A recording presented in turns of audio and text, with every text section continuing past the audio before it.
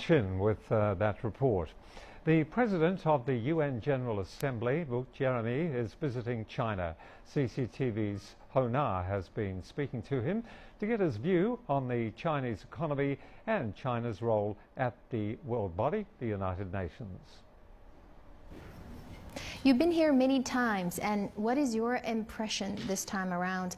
And despite a slower economic growth rate of 7.6% in the first half of the year, China still remains one of the fastest growing economies in the world. So how do you see China's economic situation and its contribution to the world? 7.6% of growth rate, which some people question whether this is good enough or strong enough, is basically most people's dream. I don't really think that there are too many countries in the world that can hail the 7.6% growth rate, and a very stable one, as a matter of fact, because I understand that out of this 7.6% of growth, 7.5 can be attributed to domestic demand. So I think that this very strong showing of the Chinese economy is actually very good news for the whole world, because it is based on Chinese continued, sustained, and probably future growth. Yeah. That a lot of optimism with respect to the global economy is being generated worldwide. How do you view the current world economic situation, and especially what role do you think the emerging markets, the developing countries, are playing in the world economic landscape?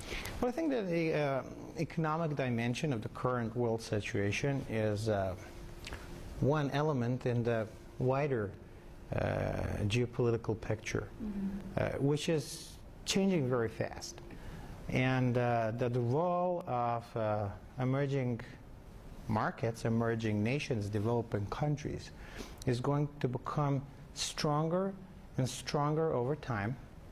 Now, this is going to be part of a wider development, wider global development. But I think that the economic aspect of this global empowerment is perhaps the most significant element in this new geopolitical puzzle. How does the UN envision the post-2015 International Development Agenda and the objectives of the Sustainable Development? Especially, what is your expectation of China's role in this regard? In 2015, the Millennium Development Goals are going to expire, and they need to be replaced by a new vision for development of the world for the next 20, 30 or more years. I think we are now facing one of the most complex diplomatic negotiations in the next 24 months that we have ever had in human history. And this is where the role of China is critical, because this is possibly the most significant and the most important international negotiation. And by construction, China's key. I look forward to continuing to work very closely with China, like I have for the past 10 months.